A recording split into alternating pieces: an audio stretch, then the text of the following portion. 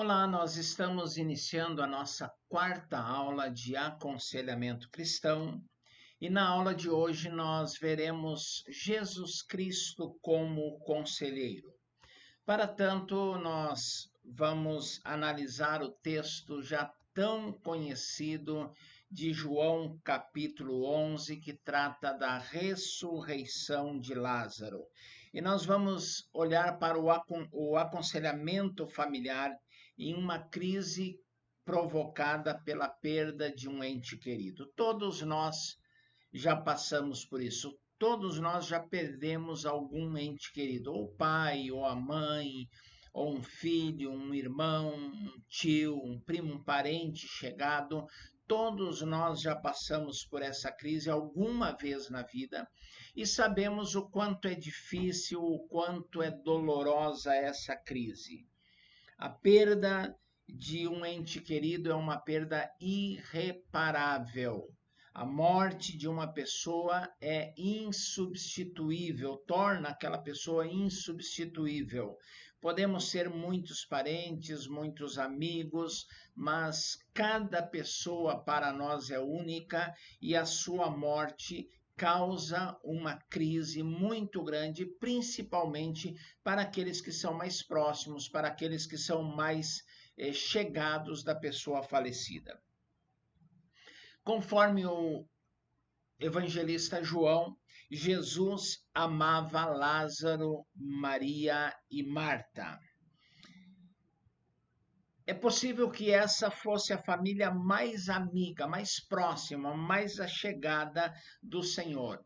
E a casa de Lázaro, de Marta e de Maria era o lar onde o mestre ia para desfrutar momentos de descanso, de regozijo, de relaxamento, onde ele podia ficar à vontade. A Bíblia diz que muitas vezes ele estava em Jerusalém, e ele ia dormir em Betânia, que era aldeia muito próxima. Ele pernoitava em Betânia, na casa de Marta e de Maria e de Lázaro, descansava e no outro dia ele voltava para a cidade de Jerusalém para continuar a obra do Pai.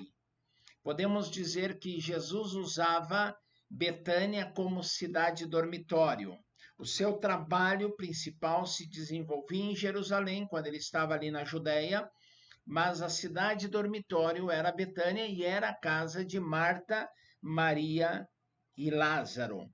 Jesus resolve tratar com a família e Jesus resolve dar uma lição muito importante aos seus discípulos. Quando ele soube da notícia que Lázaro estava doente, e parece-nos que Lázaro estava muito enfermo, estava às portas da morte, usando uma linguagem mais nossa, mais contemporânea, poderíamos dizer que alguém foi a Jesus e disse: olha, Lázaro foi desenganado pela medicina. Lázaro é um paciente terminal. Nós não sabemos que enfermidade acometeu Lázaro. E parece que foi uma enfermidade repentina, foi algo que aconteceu e já teve o seu desfecho trágico, doloroso, muito rapidamente. Jesus não saiu correndo, ele fez uso dessa crise para ensinar aos 12 e para ensinar a Marta e Maria alguma coisa diferente. É importante lembrar, é muito importante lembrar que os discípulos já tinham enfrentado algumas crises, algumas perseguições com Jesus ali na Judéia, já tinham sofrido ameaças e os discípulos não estavam muito dispostos a voltar a Betânia, a voltar passando por Jerusalém, mas Jesus disse o seguinte: Lázaro morreu, vamos lá. 2 dias depois de receber a notícia, ele diz para os discípulos que Lázaro está morto e diz: agora nós vamos lá. Fazer o que, Jesus? Fazer o que? O homem já morreu. O senhor não esteve lá para curá-lo. O senhor não foi no velório. O senhor não consolou. Agora nós vamos voltar lá, é perigoso, as pessoas querem te matar e a gente junto sofre o mesmo risco, corre o mesmo perigo. Mas Jesus toma a decisão e vai em direção a Betânia e os discípulos o acompanham. Não tem outra escolha, não tem outra opção. Ou tem, abandonar Jesus? Não, então eles vão juntos. Quando eles chegam a Betânia, o quadro é de grande tristeza. Eu gosto de pensar nessa passagem. Quando Jesus vai à casa de Marta, Maria e Lázaro, que tem aquela crise entre Marta e Maria, Marta está trabalhando, está cuidando da casa, cuidando dos afazeres, atendendo Jesus, hospedando Jesus e os discípulos. E imagine, uma visita da trabalho, tinha 13 pessoas, pelo menos, levando-se em conta que Jesus estivesse sozinho com os 12. Tinha 13 pessoas e Marta está trabalhando, está cuidando e Maria está sentada aos pés do Senhor. Parece-nos, nesse texto, que a devoção de Maria é muito maior. E o próprio Jesus diz que Maria escolheu a boa parte. Mas quando Lázaro morre, foi sepultado, alguém diz, olha, Jesus está vindo aí, está entrando na aldeia. Maria, que tinha escolhido a boa parte, Maria, que era mais devota, Maria, que estava aos pés do Senhor, fica em casa. Quem vai ao encontro dela é Marta, de Jesus é Marta. E ela corre para Jesus. E aí nós conhecemos todo o texto. Maria só vai quando Jesus manda chamá-la direta e especificamente. Observe como Jesus lidou com a questão. Primeiro ponto, Jesus, ele explicou para os discípulos que estavam confusos, que estavam desorientados, o que estava acontecendo. Lázaro está doente, Lázaro morreu. Ele fala claramente, ele não mascara a crise, embora ele tenha usado a expressão nosso amigo dorme, ele falava do sono da eternidade, do sono da morte. Os discípulos é que fizeram confusão. Mas Jesus nomeia o problema. Jesus define o problema. Lázaro morreu. Ponto final. Temos um problema. O problema chama-se Lázaro está morto. O problema chama-se morte. Ele define claramente o problema.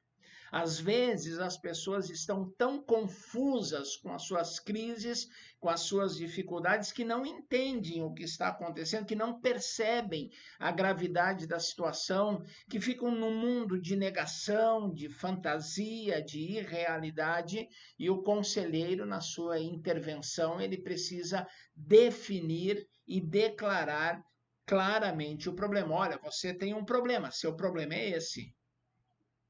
Em segundo lugar, Jesus deixa Marta expressar os seus sentimentos e a sua confusão. Quando nós vamos a um velório, é normal nós ouvirmos alguém bem intencionado, mas mal informado, ignorante,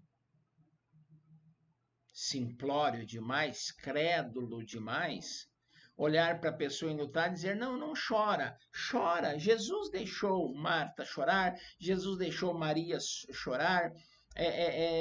O choro, as lágrimas, o pranto, ele é terapêutico. Essa catarse emocional, esse choro, ele lava a alma e ele ajuda a enfrentar o luto, a enfrentar a dificuldade. Então não diga para a pessoa não chore. Jesus diz não chore quando ele vai ressuscitar, imediatamente antes de ressuscitar. O filho da viúva, a filha de Jairo, mas Lázaro, Jesus ainda não tinha dito o que ia fazer. Então ele deixa Marta, depois ele deixa Maria chorar, expressar os seus sentimentos.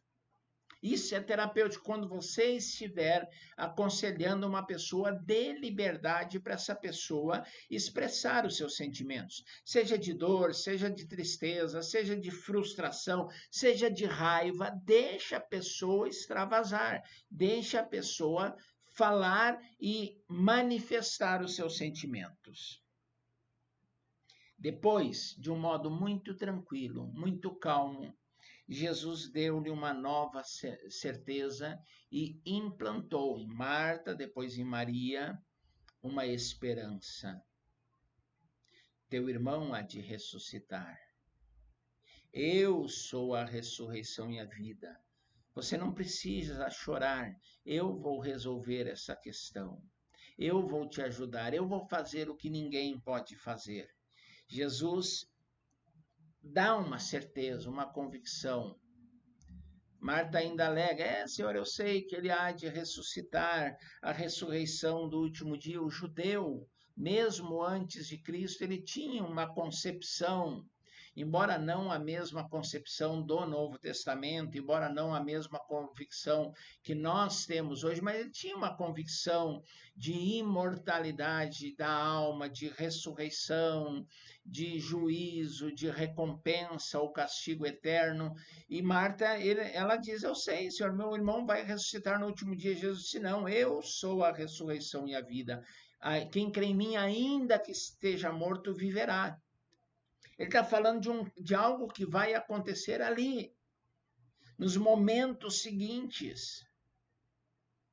E quando Maria vem, ela ouve a mesma coisa do Senhor. Jesus indica a sua própria pessoa como sendo a fonte de toda esperança e de toda solução. O conselheiro indica Jesus, aponta para Jesus, leva para Jesus as pessoas que estão desesperançadas ou até mesmo desesperadas, cheias de problemas, sem saber o que fazer. Jesus, ele é a solução. E o conselheiro capaz, o conselheiro eficaz, ele leva a pessoa a Jesus. Quando Maria vem, Jesus também permite que ela chore, que ela reclame, que ela se queixe. De certa forma, tanto Marta quanto Maria, elas culpam ao Senhor. Se o Senhor estivesse aqui, o meu irmão não teria morrido. Por que o Senhor não estava aqui? Aonde o Senhor estava? Há uma queixa, há uma reclamação. Senhor, o Senhor podia ter feito algo, mas o Senhor não veio. Deus não se importa. Jesus não se importa quando você reclama. Jó reclamou. As pessoas falam sobre a paciência de Jó. A Bíblia não diz nada sobre a paciência de Jó. Fala sobre o sofrimento. A paciência era do Moisés. E aí tem gente trocando as coisas e achando que Jó era paciente. Não, Jó sofreu e sofreu muito. E Jó reclamou.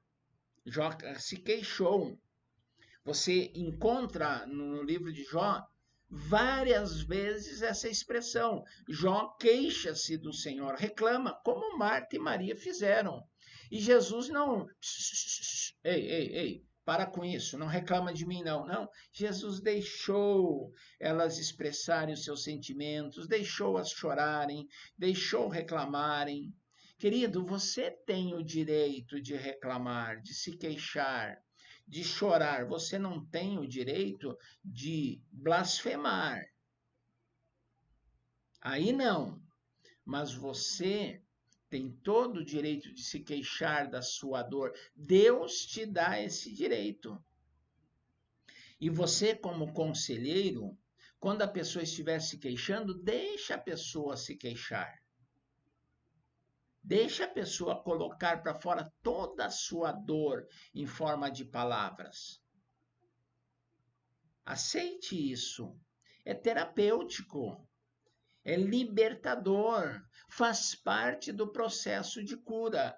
Então você não pode sufocar uma pessoa que está se queixando. Jesus não faz isso. Ele permite que Marta, que Maria expressem livremente a sua dor, a sua frustração, a sua queixa. Jesus aproveita aquele momento para se revelar às pessoas como um todo, mas também para levar aquela família a ter mais confiança em Deus, a ter a sua fé aumentada com toda aquela crise que eles viveram, que elas, Marta e Maria, viveram junto com seus familiares, com seus amigos. Ajudando nas crises. As crises são dolorosas e traumáticas, mas podem nos trazer experiências de crescimento, e as crises nos oferecem uma boa oportunidade de aprendizagem, de crescimento. Eu disse na aula anterior que a crise não pode ser estéril. A crise tem que ser pedagógica. A crise precisa ser pedagógica, precisa ensinar algo. As crises são grandes oportunidades que Deus quer nos dar para revelar o seu poder, para mostrar o que Ele é capaz, para mostrar o seu amor por nós, para mostrar novas oportunidades, novas perspectivas, um novo tempo. Tudo isso faz parte das crises. Segundo o Dr. Fanny Brokop, ele é do Serviço de Crises e Prevenção de Suicídio em Nova York, as crises podem ser úteis e terapêuticas. É o que eu acabei de dizer. Uma autoridade da área médica falando a mesma coisa. Frequentemente, as crises lançam a pessoa num estado tal de tensão que há um rompimento de defesa, uma forte disposição para transformar-se, para mudar, e uma receptividade incomum às sugestões de um conselheiro. E se o conselheiro aponta Cristo no meio da crise, a pessoa está aberta, receptiva para ter um encontro com Cristo e permitir que Cristo transforme a sua vida, não apenas a situação, mas a sua vida.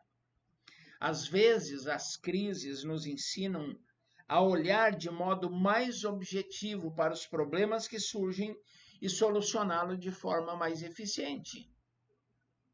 Eu volto a insistir na expressão que eu já usei na aula passada e usei nessa aula agora. A crise precisa ser pedagógica, a dor precisa ser pedagógica, o sofrimento precisa ser pedagógico. As crises têm um jeito de alertar as pessoas para as questões espirituais e de ensiná-las a se apoiar mais firmemente em Cristo, a depender mais de Cristo, a confiar mais em Cristo.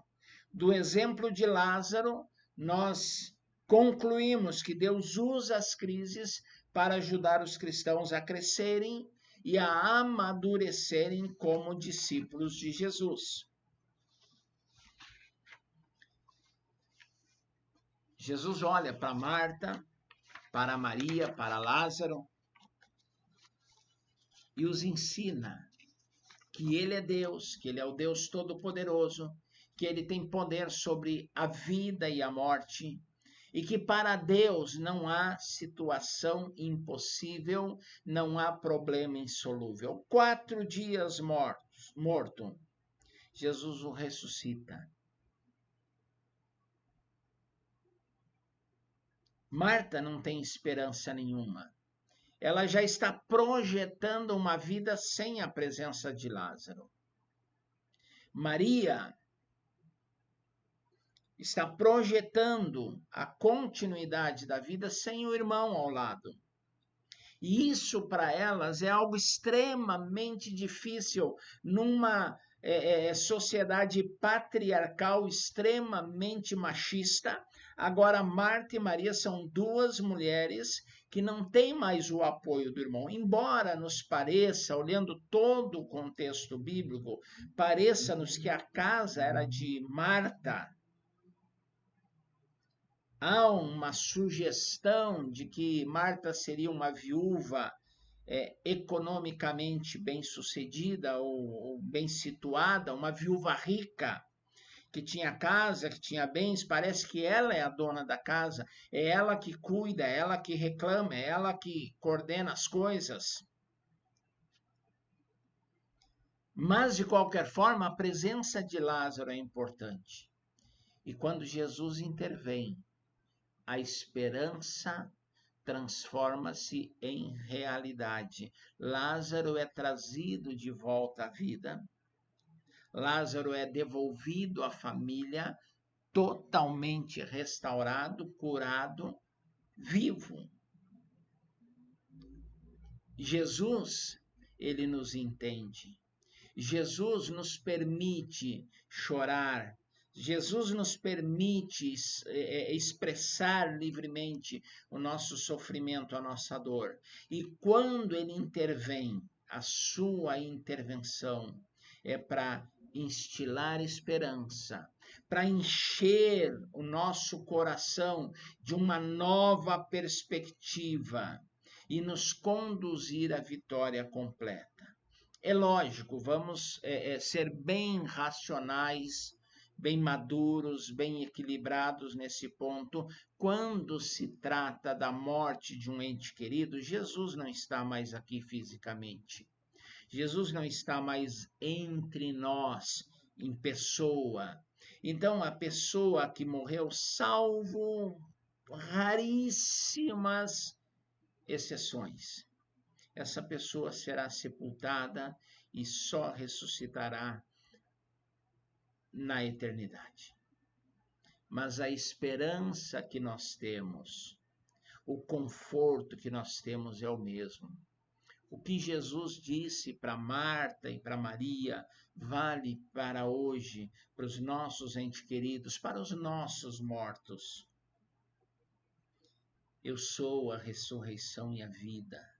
Quando alguém morre no Senhor, nós temos essa certeza de que ele há de ressuscitar para a vida eterna e que um dia na eternidade nós estaremos juntos, sem dor, sem tristeza, sem luto, sem separação. Nós estaremos para sempre com o Senhor junto com os nossos entes queridos. Então, olhe para como Jesus trata a situação. Nós poderíamos olhar para o que Jesus faz com Jairo. Jairo procura Jesus no meio de um grande avivamento, de um grande movimento. Jesus no meio da multidão e Jairo implora ao Senhor: Senhor, me acompanha, minha filha está à morte. Minha filha está muito doente. E Jesus se dispõe a ir com Jairo. Jesus está presente na sua dor. Você, conselheiro, precisa mostrar para as pessoas que Jesus está presente nas dores delas, nas crises, nas angústias, nos sofrimentos. Jesus não nos desampara, ele nos acompanha, ele está junto nas nossas dores, nas dores dos nossos aconselhados. Jesus vai, no caminho tem o episódio da mulher que toca nas vestes de Jesus. Talvez Jairo fique irritado com aquela mulher.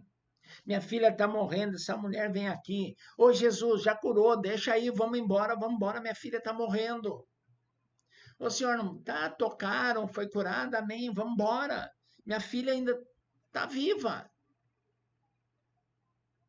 Ele está apressado, ele está angustiado. Deixa eu dizer uma coisa para você. A sua pressa não move a mão de Deus. A sua fé, sim. A sua pressa, não. Há pessoas que querem apressar a Deus. Eu já fiz essa oração. Deus, faz alguma coisa, mas faz logo. A minha pressa não move a mão de Deus. Jairo estava extremamente apressado, mas Jesus para curar a mulher com fluxo de sangue. Aquela mulher que menstruava ininterruptamente há 12 anos. As mulheres podem avaliar isso melhor do que nós, homens. 12 anos de menstruação contínua todos os dias durante os 12 anos. Uma hemorragia que a debilitava, que a enfraquecia, e aí Jesus para curar aquela mulher.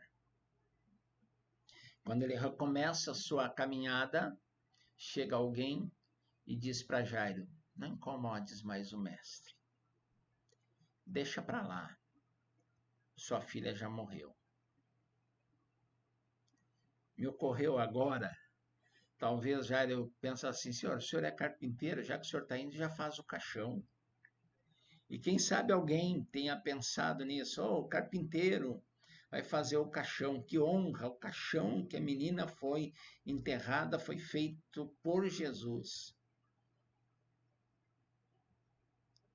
Mas Jesus, ele não vai na sua casa para enterrar a vida, para enterrar os sonhos.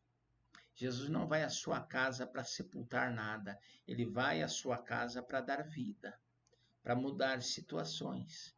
E aí Jesus olha para Jairo angustiado, as lágrimas começam a cair do seu rosto, seu corpo começa a tremer, convulsionado pelo choro.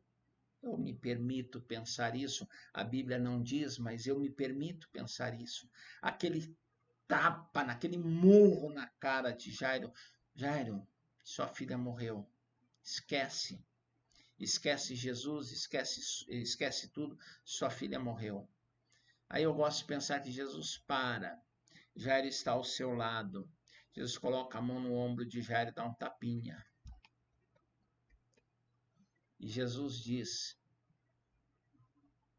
3 palavrinhas. 3 palavrinhas.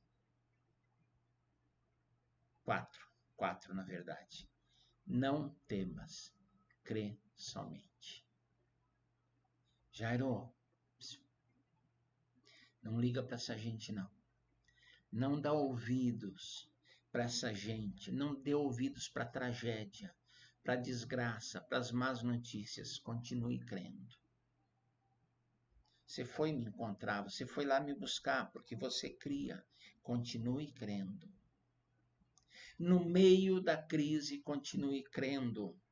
Você, conselheiro, no meio da crise do seu aconselhado, ajude-o a continuar crendo.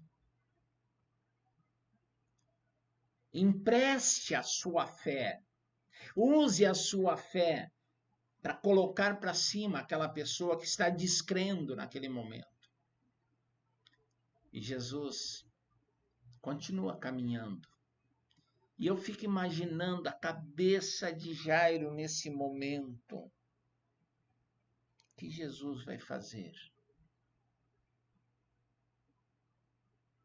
Eu não sei, não lembro agora cronologicamente se o filho da viúva de Naim já tinha sido ressuscitado. Eu não sei se Lázaro já tinha sido ressuscitado. E o terceiro episódio tenha sido da filha de Jairo, não sei cronologicamente nesse momento. Mas a grande verdade é que a cabeça de Jairo era um turbilhão. Por um lado, desespero, minha filha morreu, mas por outro lado, aquela pergunta: o que Jesus vai fazer? O que esse cara vai fazer na minha casa?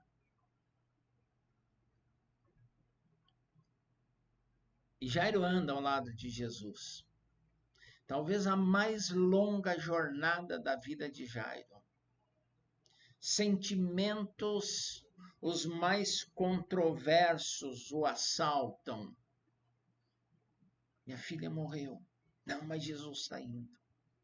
Meu Deus, perdi minha filha. Mas eu acho que Jesus... Aí aquela coisa acontecendo no coração, na mente de Jairo. E quando chego na casa de Jairo, está cheio de gente. Gente que foi lá para acompanhar a doença, para orar. Gente que estava sabendo que Jesus viria e aí eles queriam ver o que Jesus ia fazer, queriam presenciar o milagre. E gente que ficou sabendo, momentos antes, a filha de Jairo morreu, então a vizinhança veio para consolar a família. E quando Jesus chega, há uma multidão chorando. Jairo era um homem rico, talvez algum dos seus criados, o mordomo da sua casa, já tenha contratado as carpideiras que estavam ali chorando. E Jesus olha para aquela multidão e disse assim: parem com isso, gente. Para com isso. A menina dorme. Aí disseram que Jesus estava louco, disseram que Jesus não sabia de nada. E Jesus chama Jairo, sua esposa, Pedro, Tiago e João, disse: gente, vem cá comigo. Vamos entrar ali, vamos fazer uma coisinha ali, vai acontecer alguma coisa. O senhor entra no quarto, devolve a vida àquela menina. Quando ele a chama, menina, levanta-te. Talita cumi, aramaico, né? Menina, levanta. E devolve a menina com saúde. E a maior prova dessa saúde, a menina senta e olha para o pai, olha para a mãe, não entende o que aconteceu com ela. E aí ela faz uma reclamação: estou com fome. Jesus traz alegria onde há dor, onde há tristeza, onde há pranto. Onde há pranto, Jesus traz o riso. Esses dois episódios, eles mostram o poder de Jesus sobre a morte. Mas mostram Jesus humano, sensível, compassivo, conselheiro, conduzindo um processo para amenizar a dor. Primeiro descarrega, extravasa, depois a sua palavra ameniza, traz o consolo, e depois a sua ação muda a história e resolve o problema. Que a gente possa aprender com Jesus e ter esse mesmo sentimento, essa mesma atitude, essa mesma compaixão. Nós vamos ver agora alguns elementos usados no processo do aconselhamento. Como podemos trabalhar as sessões de aconselhamento, como isso vai se dar, quais são os elementos usados no processo do aconselhamento. Em primeiro lugar, é o levantamento de antecedentes. Lembrando a você que nós não estamos num curso técnico de psicologia ou de psicanálise. Nós estamos trabalhando o aconselhamento cristão de uma forma prática e à luz da palavra de Deus. Eu reconheço que um psicólogo, que um psicanalista poderia trazer algo muito mais robusto, mas também muito mais teórico. E eu preferi caminhar por essa linha de prática e Bíblia. Bíblia e praticidade. Não estou falando de uma psicologia pastoral, estou falando de aconselhamento pastoral de uma forma prática. Essa é a minha intenção. Trabalhar dessa forma com vocês. Então, levantamento dos antecedentes. Uma das pressuposições da psicologia é que não se pode separar uma experiência ou parte de uma experiência da vida como um todo ou das outras áreas da vida. Por exemplo, um problema de imoralidade muitas vezes está relacionado com uma situação existente no lar, de falta de respeito, de falta de critérios, de abuso, de liberalidade que beira a libertinagem, de permissividade. Então, muitas vezes, existe um histórico por trás de toda aquela situação.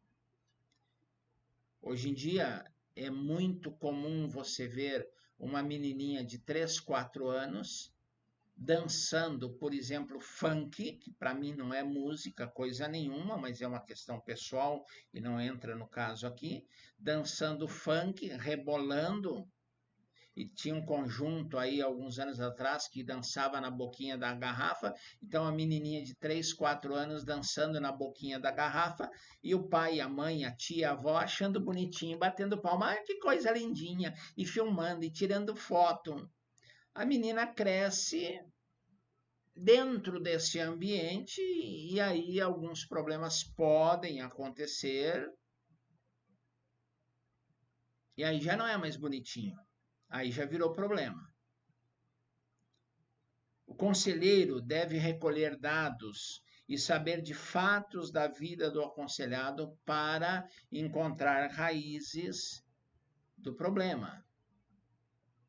Levantar os antecedentes, ouvir a história, ouvir o depoimento mais abrangente, mais demorado, mais aprofundado, mais detalhado de toda a história. Não é só o problema ali, o que levou a esse problema, o que levou a essa crise.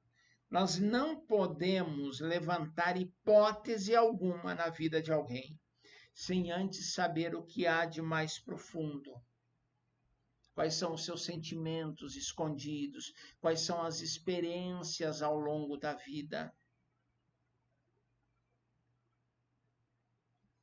Consegue acompanhar meu raciocínio? Faz sentido para você isso?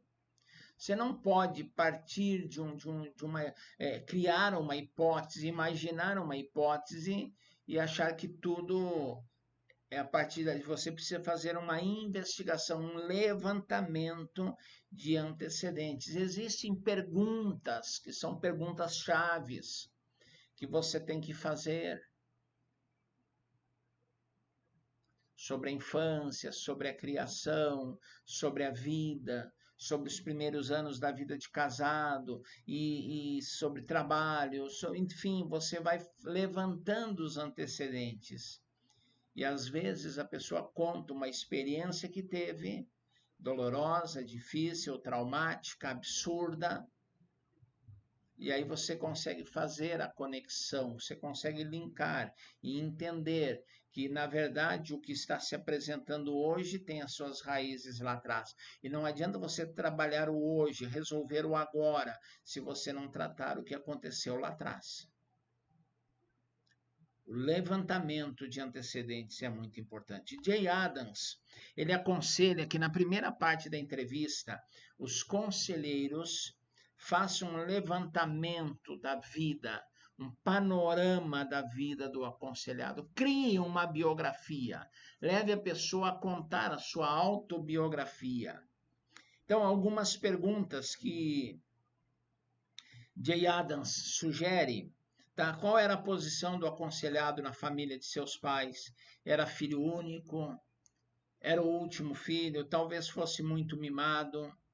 Se for o filho mais velho, talvez tivesse uma certa autoridade, uma responsabilidade, talvez fosse cobrado demais. Se for o filho não querido, pode ser que tenha ficado com muita cicatriz emocional. Aquele filho que não foi programado, que não foi planejado. Você não nasceu, você apareceu. É mais ou menos isso. Tá? Então, entender essas coisas, perguntar essas coisas, dados pessoais do aconselhado, grau de escolaridade, estado civil, quantos filhos, relaciona-se bem com o cônjuge, qual o trabalho, qual a situação econômica, como vai a saúde, como vai o seu relacionamento com outras pessoas, como está a sua vida espiritual, quais são as suas pretensões, quais são os seus sonhos. Quais foram os sonhos frustrados, o que desejou e não realizou, o que lhe satisfaz, o que lhe dá prazer, o que lhe incomoda. Então, fazer um levantamento. Há um exemplo aqui: Paulo, um operário, entrou na bebida. Os seus amigos, seus colegas tentaram resolver a situação, esconder a situação, conseguiram por um tempo, mas um dia o patrão o vê bêbado. Ao invés de despedi-lo, ele encaminhou ao seu pastor. Era um patrão cristão, era um pastor crente. Na entrevista inicial, o pastor perguntou: quando você começou a beber? Após a morte da minha mãe. Afogar a dor, afogar a tristeza. Então você tem aqui um problema de luto mal resolvido. Você tem aqui uma pessoa que não aceitou perder um ente querido. E descambou para a bebida. Com habilidade, o pastor levou a contar a sua vida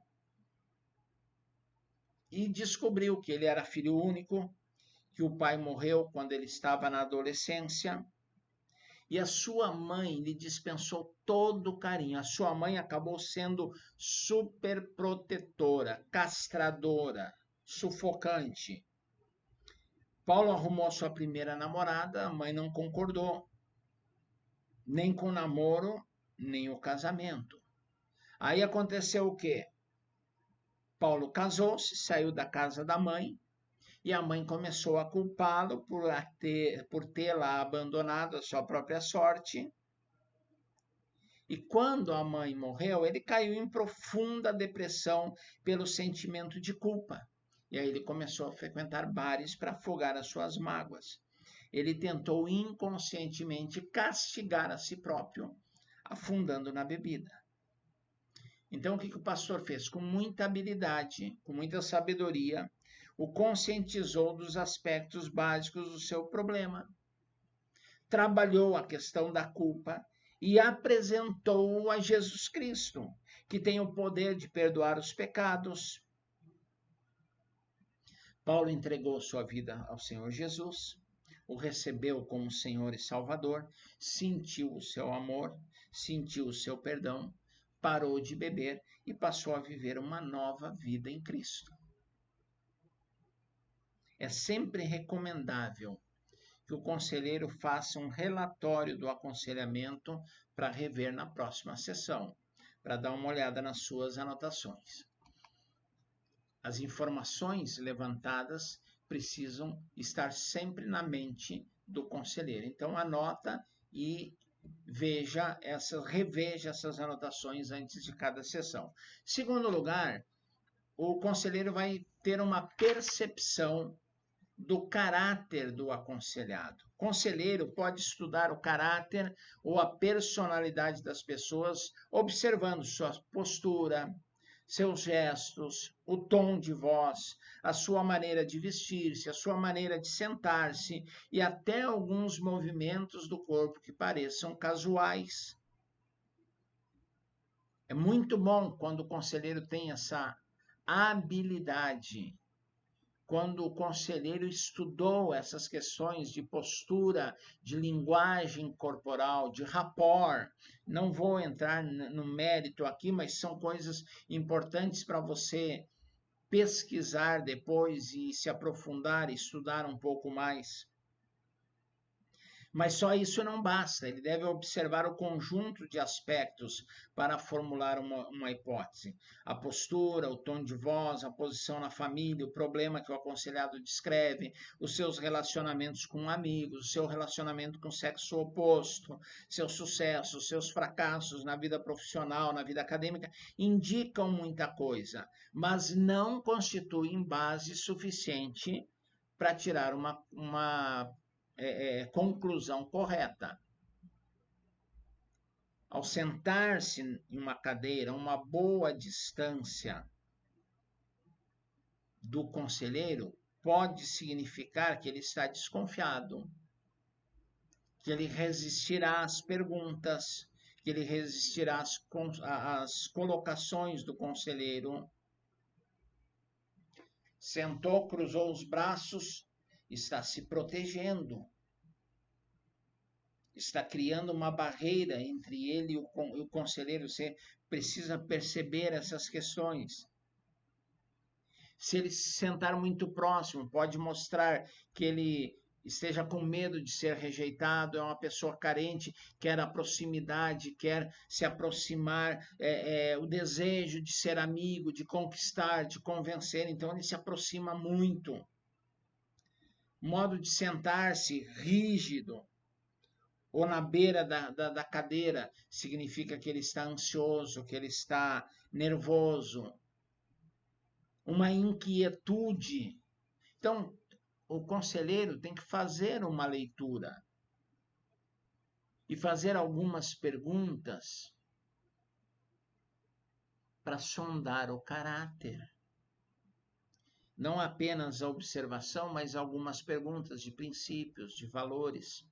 Eu gosto muito de uma história que eu ouvi e o que aconteceu? O, o mestre pergunta para um dos seus discípulos: se você pudesse ganhar de uma forma ilícita 10 mil reais, não prejudicasse ninguém, absolutamente ninguém, e ninguém ficasse sabendo, você pegaria esses 10 mil reais? E aí a pessoa pensou e disse, bom, ninguém ficaria sabendo? Não, ninguém ficaria sabendo. Não prejudicaria ninguém? Não, não prejudicaria ninguém. Sim, eu pegaria esses 10 mil reais. Aí o mestre olha para ele e pergunta assim, e se você pudesse pegar 10 reais de uma forma ilícita, não prejudicaria ninguém e ninguém ficaria sabendo, você pegaria? Aí o discípulo se sentiu ofendido, mestre, o senhor está pensando que eu sou o quê? O que o senhor acha que eu sou? Aí o mestre disse, o que você é eu já sei. Eu estou tentando descobrir o seu preço. É muito importante o conselheiro descobrir o caráter, ter uma percepção do caráter. Compreensão das pessoas que sofrem tensão nervosa. A tensão é algo que varia de uma pessoa para outra. Pode ser que o que cause tensão numa pessoa não cause em outra. A tensão traz à tona, a lume, em algumas pessoas, virtudes, em outras, maldade. A reação é diferente. Existem pessoas que reagem corajosamente, se esforçando na busca da solução para o seu problema. Outras reagem com medo, travam, se escondem. Muitas pessoas sentem ou sofrem fortes tensões e espiritualizam tudo. Tudo é demônio, tudo é mundo espiritual. Outras querem justificar cientificamente, através da medicina, suas tensões. As pessoas que vivem debaixo de tensão, elas precisam ser aliviadas dessa carga, desse fardo. E você tem que entender o que causa a tensão, qual é a percepção que a pessoa tem e ajudá-la a encontrar a solução. Nem tudo é espiritual, nem tudo é normal, é natural, é físico. Nem tudo é emocional. Há coisas no mundo espiritual e você tem que ter essa compreensão e discernir o que está trazendo essa tensão e esse sofrimento à pessoa. A identificação de problemas que podem prejudicar o processo de aconselhamento. Às vezes, o aconselhado, ele está ali, mas ele não queria estar ali. Ou às vezes ele está ali, mas ele não está disposto a se abrir. Então, existem alguns mecanismos, alguns problemas. Por exemplo, rodeios e resistência. Em geral, as pessoas que usam esse artifício, elas começam falando de coisas que não têm nada a ver com o seu problema. Elas não apresentam os seus problemas claramente porque se sentem envergonhadas, porque se sentem tímidas, porque não querem tocar naquele assunto. Então elas ficam fazendo rodeios, elas não sabem ainda, não definiram ainda se vão abrir o jogo ou se não vão abrir o jogo, se vão falar claramente, se não vão, se vão confiar em você ou se não vão. Então elas têm dúvidas e elas não revelam, elas ficam fazendo rodeio. Quando você faz uma pergunta, ela dá uma volta imensa e não chega ao problema, não chega à questão, não responde a sua pergunta. E às vezes ela resiste, eu não quero falar sobre isso. Normalmente a gente brinca, eu gosto de brincar com psicólogos principalmente, quando psicólogos, psicanalistas, quando eu estou conversando com algum profissional dessa área, e ele cita alguma coisa, eu faço aquele olhar de sabedoria e pergunto assim, quer falar sobre isso? Às vezes a pessoa não quer falar sobre isso. Às vezes a pessoa diz, não, não tem nada a ver, eu não quero tocar nesse assunto. Tá? Nós precisamos entender e usar habilidade, sabedoria, firmeza para vencer esses rodeios, essas resistências que às vezes existem. Uma vez um rapaz procurou o seu pastor, ele estava na universidade, mas ele estava pensando em trancar o curso na faculdade, porque o ambiente era muito imoral, porque os professores não criam em Deus, porque a sua fé estava sendo atacada. E o pastor começou a conversar com ele, e ele insistindo naquela tese de que o ambiente da universidade estava fazendo mal à sua fé cristã, e o pastor foi trabalhando, e por fim ele acabou confessando a verdade. A sua namorada estava grávida, ele ia sair da universidade para arrumar um emprego que ele não tinha, era sustentado pelos pais, e trabalhar para sustentar a namorada e sustentar o filho que estava chegando. Então, fez um rodeio tremendo para chegar a esse ponto. Uma segunda atitude que pode prejudicar é o silêncio. O silêncio, aquelas pausas prolongadas, você faz uma pergunta, a pessoa não responde a pergunta, você insiste, ela baixa a cabeça e fica em silêncio. Tá? Pode ser por tensão, pode ser porque a verdade foi descoberta e ele não quer confessar, pode ser que ele tenha vergonha, então ele fica em silêncio. E há casos que o aconselhado não sabe o que dizer, ou esteja tão desanimado, tão perdido, que ele fica em silêncio. O que o conselheiro deve fazer quando o aconselhado se cala? Ele deve respeitar o silêncio, permitir que o aconselhado reflita um pouco. Um psicólogo evangélico chamado Cleide Ramori, ele diz o seguinte: a parte fundamental do aconselhamento é a pausa. Os momentos de silêncio, tanto o aconselhado como o conselheiro ficam calados, as pausas só não devem ser respeitadas, como também podem produzir bons resultados. Então, respeite a pausa. Ficou em silêncio? Espera um pouco, dá um tempo, 30 segundos, 1 minuto, não force. E aí? Não vai falar nada? Não. Aí, se a pessoa não falou, você continua falando e levando a pessoa a uma outra pergunta, da qual você vai esperar a resposta e vai trabalhando. Infelizmente, alguns conselheiros acham que devem preencher todo o tempo, todos os momentos com suas palavras. Então ele fala e não para de falar, não dá pausa. A pessoa não reflete, ele não tem tempo de analisar. Por quê? Porque ele está falando demais. Então, respeite o silêncio faz parte do processo terapêutico e de aconselhamento. Insucessos e desejo de interromper a ajuda prematuramente. Não é de se estranhar que ocorra um ou mais fracassos durante o período de aconselhamento. Isso pode ocorrer por culpa do conselheiro ou por culpa do aconselhado. Você tem que analisar. E às vezes a pessoa diz, não quero mais, não vou ouvir mais, não vou participar mais.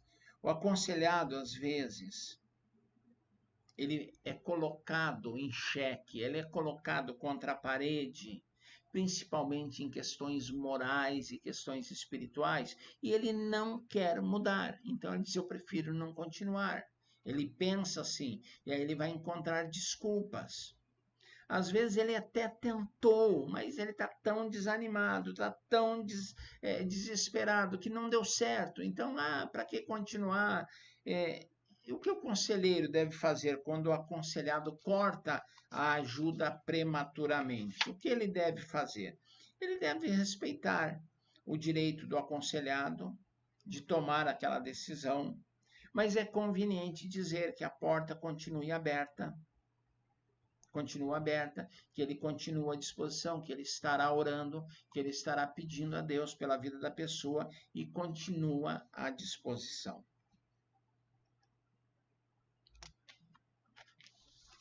O aconselhamento cristão, ele tem por objetivo levar a pessoa a tomar uma decisão que vai tirá-la da crise, que vai resolver o problema. E existem alguns fatores a serem considerados nessa tomada de decisão. Como chegamos a essa tomada de decisão? São muitos fatores.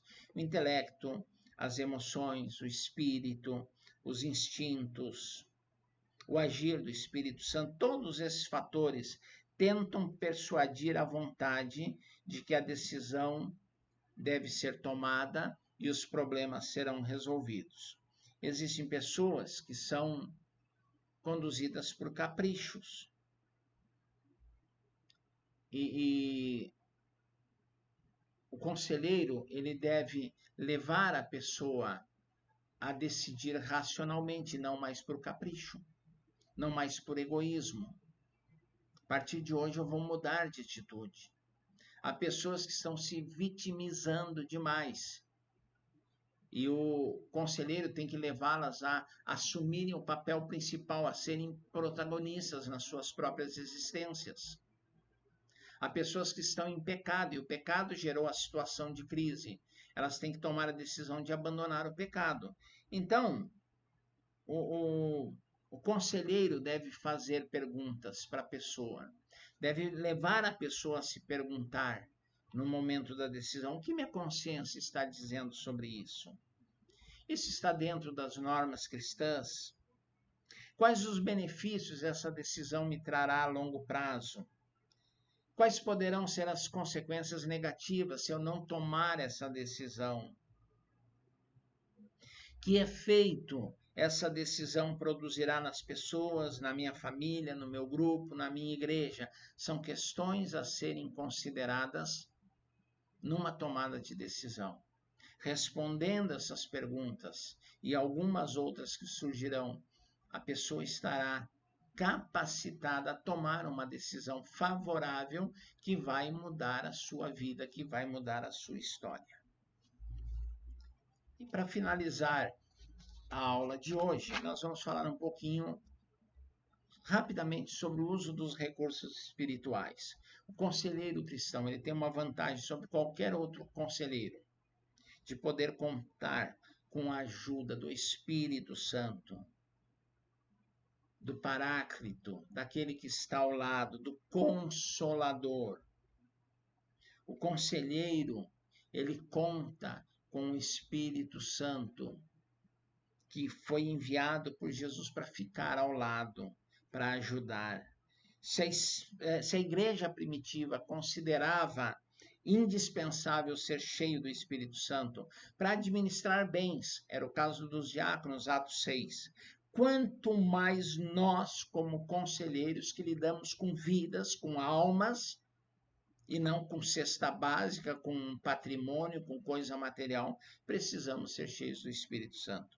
O conselheiro cristão deve ter a convicção de que Deus opera através dele no processo do aconselhamento. Ele tem que se colocar nas mãos de Deus inteiramente, buscando sabedoria, discernimento, habilidade.